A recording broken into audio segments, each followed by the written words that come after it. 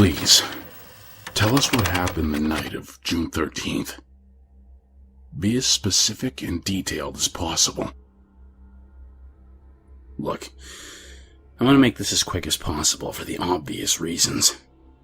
I'll give any version of events for why I was fired, and you're going to do your damnedest to try to get me my severance package, or at least something to keep me going in between jobs. How does that sound? Do we have a deal? It started about half a year ago when I just moved to the area. I was looking to pick up some work as a veterinary technician because there were no clinics hiring. I decided I would take any job that came my way to make ends meet until I could get my foot in the door at one of the veterinary clinics in the area. As you know, I managed to land a security job at a nearby hospital. It was this hospital, to be exact. It was a pretty quiet job.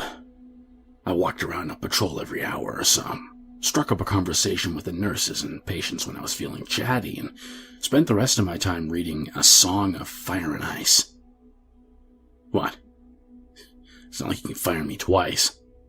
You'd be surprised what I caught some of the other guards doing when I stepped in to relieve them. I'm just trying to give you a feel for my routine and lay all the cards out on the table. June 13th began as a pretty quiet night. There were no belligerent drunks that needed to get their stomach pumped. They didn't have to restrain any junkies who were fiending for another fix but were stuck in detox. I liked these nights the best of all, where I don't have to worry about a drunk vomiting on my shoes or have to talk a problem patient back into their beds. By the way, in the interview, the boss man said nothing about how to restrain patients that weren't free to leave. I'm just saying, with a little more training about protocol, maybe we wouldn't have had the situation we did, and I wouldn't be talking you through that night. Anyways, it was around 8 o'clock that I got the call from the boss.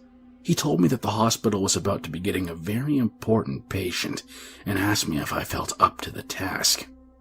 I told him yes because, well, there wasn't another option. He could try to call someone else into work for my 8 p.m. to 8 a.m. graveyard shift, but there wasn't a snowball's chance in hell he'd find someone on such short notice. I agreed to watch the VIP, even though I had no real clue of what I was doing. I decided to ask the charge nurse for some information about what hospital security typically does with important patients. I assumed that it was probably some B-list celebrity who'd gotten tipsy at a club and rolled their ankle on the dance floor. The charge nurse told me what I already assumed. I would be sitting in their room making sure to keep any media or strangers out while doctors treated her. I asked her if she had any idea who was coming in, and that was when she told me it was Christine Parker. I had no clue who that was. The charge nurse was apparently a big fan of America's Most Wanted and watched it every week before it was canceled. She told me that in 2011, an 11-year-old girl had gone missing on her way home from school. This girl, Christine Parker, had apparently been missing for over 3 years until today. She was picked up on the side of the roads from a nearby forest by a highway patrol. She was set to arrive at the hospital in 30 minutes to treat the injuries she sustained in the escape from her captor. I did a quick walk around the hospital to make sure there weren't any news crews sitting up outside. Apparently, the police misled the media by telling them she was being sent to a larger metropolitan hospital while quietly sending Christine out to a hospital in the boondocks. Of course, this meant that they had to post up near the hospital they told the media about, otherwise they would catch on to their duplicity. Their ploy had worked out, and there was no one in sight. The girl would be allowed to convalesce in peace without media buzzing around her like flies on a shit heap. Christine arrived and was taken up to the OR wing of the hospital. This wasn't because she needed surgery, but because the OR was shut down on the weekends. I always assumed it was closed because the surgeons wanted some time to play around of 18 holes on the weekend without having to worry about checking in on their wards. She was brought into the OR because there weren't a whole lot of people there, and it would be easier to keep all non-essential personnel out of the way. There were a flurry of doctors around her, and I couldn't really get a good look at her through the whirlwind of white coats and nurses' scrubs. I got glimpses. She had dirty brown hair that looked like it was a bird's nest and hadn't been combed in a long time. There were scars along her arms and legs that I'm fairly certain didn't stop at the sleeves of her clothes. Her right hand was shattered and looked like it had been shoved into an industrial trash compactor. Bones poked out of her hand like pins in a pincushion. She was emaciated and, well, looked like she'd been through hell. The doctors took a blood sample and left her run some tests and order a few scans. The nurses pulled the curtain and helped her change into some scrubs. When they pulled the curtain back, I saw that the scars indeed did not stop at her sleeves. The nurses asked some basic questions and then went on their way to treat their other patients. The only information I caught was that she was 14. She didn't know if she had any allergies, and she'd been held captive in the woods for over 3 years. Once the nurses left, it was just me and Christine in the hospital room. I had no clue of what to say to her. She was obviously shell-shocked. I'm not really a good conversationalist, so I tried to keep my trap shut and not look at her injuries. Didn't do a good enough job because she caught me looking at her hand. She raised her broken right hand and said, "That hurt like a bitch." She gasped and raised her hand to her mouth as if she'd said something horrible, and I tried to put on my best smile and told her it's all right if she wanted to swear. She paused and then said uncertainly, "Fuck. Shit.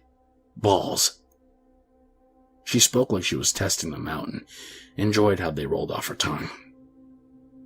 She continued by telling me that he wouldn't let her swear. It was here that I breached protocol and asked her what had happened out there in the woods. I wanted to have that information ready for the police when they arrived, so maybe I could save her the trouble of rehashing it for 2 stone-faced officers. I remember the time they asked a rape victim to describe her attacker's genitals, who then broke down at being forced to remember that trauma. I tried to give her that one mercy and protect her after she'd been exposed to so much. She looked down and said, "The hand doesn't hurt as much as you'd think. I think the fact that I had time to steel myself for what I had to do. I needed that hand broken so I could slip the cuffs. I had to do it, otherwise he would take it from me again. Do you understand? The kid smashed her own hand up. She did it so she could slip off the cuffs." I then asked a question that I wished I'd never asked. I asked what her captor was going to take from her, thinking maybe he'd given her a puppy or a doll to assert control over her. Christine lowered her hand to her stomach, and for a second I thought she was having some intestinal issues until she said, "I'm late." The horror of that statement barely had time to sink in before she continued. She said that she'd missed her period before, and when her captor found out, he beat her viciously. She told me that he kept striking her until she was on the ground, and then he kicked her in the stomach. She started to cry, and there wasn't a single thing I could think of to say to calm her down other than, "It's over." Around this time, a nurse arrived and gave Christine a sedative. I think they did this so they could examine the extent of her injuries without causing her any more pain or the trauma of reliving it. I hate to say it, but I was thankful she was out cold. I didn't want to hear any more about the horrors she had to endure for 3 years. Scars and improperly healed bones were a testament to the torture she'd suffered. I watched over her for a few hours, trying not to look too closely at the hundreds of scars. Some calloused and healed, while others looked like they were weeks old. The soles of her feet were blackened and cut up from running through the woods for miles while seeking help. I tried to not look at her mangled right hand that she'd stomped and broken so she could slip the cuffs off. I tried not to look. It was around 5 o'clock when the man showed up in the OR. I was getting ready to kick him out when he asked if I was watching over Christine Parker. He was an average-looking guy. He was wearing jeans and had a weary look to him. I told him I was watching over a private patient whose identity had not been known to me, just like the guide tells us to say. I thought it was some vulture from the newspaper who'd slipped in. That was when he told me that he was her father, Richard Parker.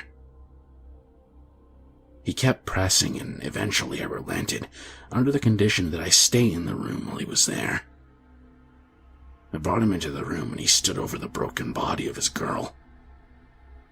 It looked like he was about to break into tears at the sight of her injuries, but he managed to keep himself under control.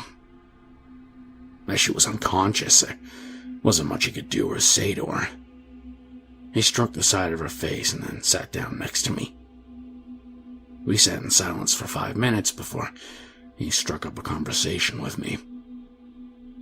He told me all about his daughter, how she liked those frilly Disney princesses, how she used to be so afraid of the dark that he'd had to buy a nightlight, how he used to carry her around on his shoulders. It was here that he really cried. He buried his face in his hands and wept.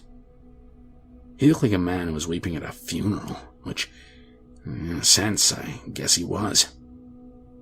The daughter he knew had died. She would live a scarred and emotionally damaged life. He took a couple of minutes to get himself under control. He told me that his wife would be there shortly. We talked a little more. It was mainly small talk. I can't even remember what about exactly. He was more focused on Christine than anything, but I think he felt uncomfortable with the silence. I don't have an exact time, but I think we probably dragged the conversation on for an hour or so. It was around 7:30 when Christine started to come to from the sedative. Richard Parker noticed her stirring and rushed to her side. He stroked the side of her face as she opened her eyes. He leaned down and planted a kiss on her forehead and whispered something into her ear. He turned towards me and told me that he promised he'd let his wife know when she was awake. He left for the main lobby just as my radio went off in my ear. It was my boss radioing in so he could take over my shift. I went down to the command post and greeted my boss. He typically showed up 15 minutes early to let me off with a couple extra minutes. He asked how it went, and I told him that it had been pretty quiet except for when the father visited. A look of confusion crossed his face, and he told me that Christopher and Regina Parker were supposed to be coming in at around noon so the doctors and nurses could bandage and treat her before the reunion. The realization hit me like a foot stomping onto a hand. I sprinted back towards the OR. I sprinted down the hallway, dodging nurses and doctors alike. Christine was bone white, and the look in her eyes confirmed my worst fears. She sat frozen on the bed. She looked like she'd seen the devil himself, and to her eyes, she probably had. I was out of breath from running, but I managed to wheeze out, "Who was that?" She spoke in a whisper, but it felt like she was shouting the words right into my ears. "It was him," I croaked. "What did he tell you?" She looked up at me, and in that moment, her eyes were as wide as saucers. She said, "He told me that he loved the time we spent together, and that we should do it The rest of the words caught in her throat, and she broke down, wailing and weeping. My boss arrived at around that time, and I was fired almost on the spot. That's my story. I know I messed up, but how could I have known who that guy was? Well, now that I say it aloud, I guess I really was in the wrong in this. And I'm going to get a termination package. This trip out here was a waste of time. Well, not completely. Maybe I'll go give Christine a visit. Why are you looking at me like that? What's going on here? This whole interview thing wasn't about my severance or wrongful termination. This interview was about Christine. Oh, God. Is she all right? Christine has been missing since last night. We have no clue where she could be.